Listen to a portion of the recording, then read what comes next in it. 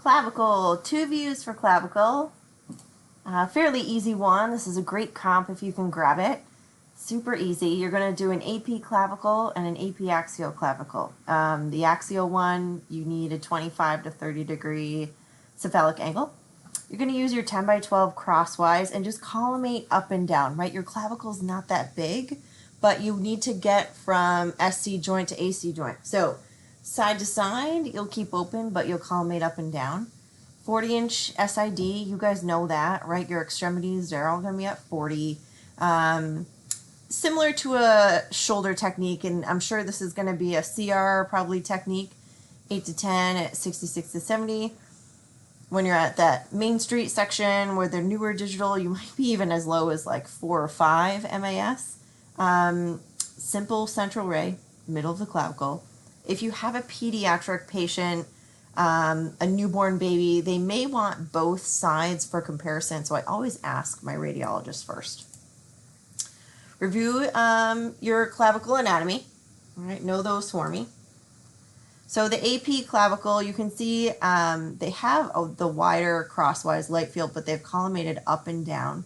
In most patients, you can see their clavicle fairly easy, despite how big they are, but they have light field from just past the SC joint.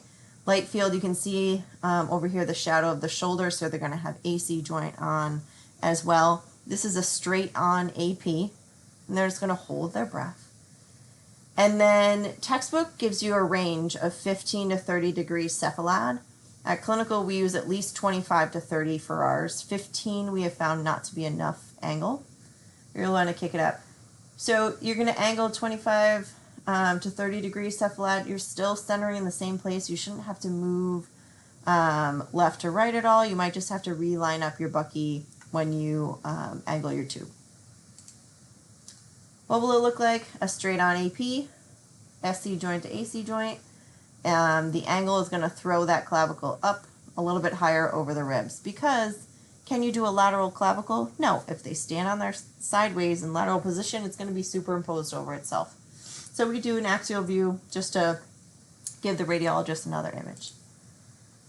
PA and PA axial clavicle, I doubt you will see this in clinical, but the boards loves to ask about these sort of variations that you could do. And what would be the benefit of doing a PA clavicle? Well, it would decrease your OID, which would decrease magnification. How would you do a PA clavicle? You would simply reverse the tube angle. So AP is cephalad, PA would be caudad. This would actually could reduce some thyroid dose. It is harder to visualize where the clavicle is.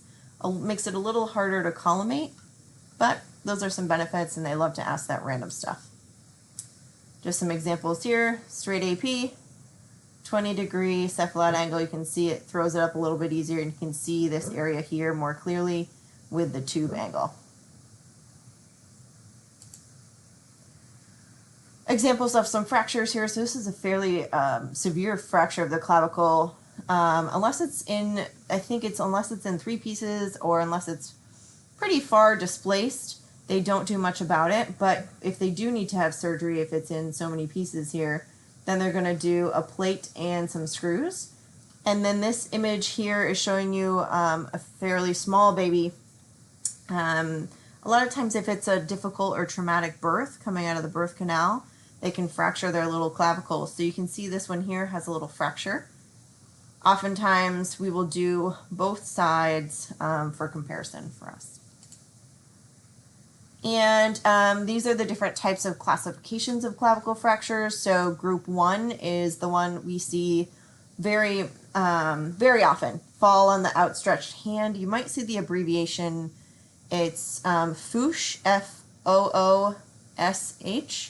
for fall on outstretched hand. So that's one I really would like you to know. Group 2, you're often seeing falling on the lateral side of the shoulder, and then group 3 is direct force on the lateral shoulder.